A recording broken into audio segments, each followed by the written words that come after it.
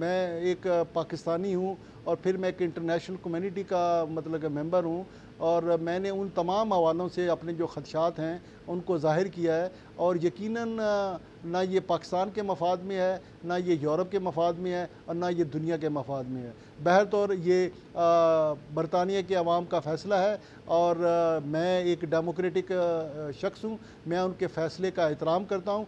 Definitely Pakistan की stock market जो है वो इसके असरात को कबूल करेगी। It's a great shock for all the stock market in the world, and you will find shock in various important currencies in the world, in pound, in euro, and other important currency, because उसका जो jerk है वो तमाम currency पर भी आएगा।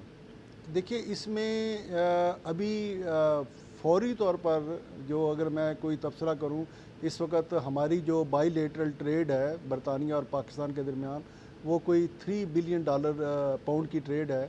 और इसमें ज़ाहिर है कि पूरे का पूरा जो सिस्टम था वो एक सिंगल मार्केट थी यूरोप में।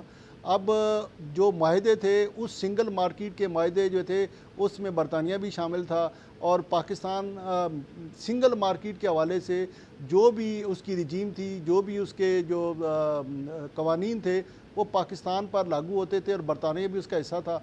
अब पाकिस्तान को नए सिरे से नेगोशिएशन करनी पड़ेगी बरतानिया के इकॉनमी का, उसकी मार्केट के लिए।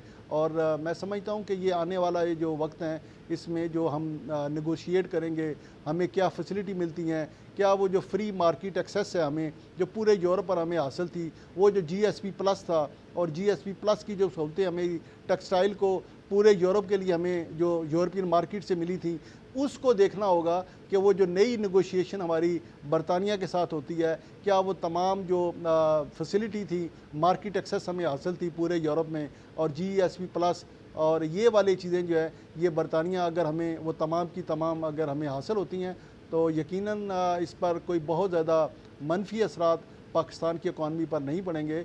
लेकिन अगर उन्होंने फ़ैसला इसके बरक्स किया तो सूरत में यकीनन हमारी जो ट्रेड है वो मुतासर हो सकती है।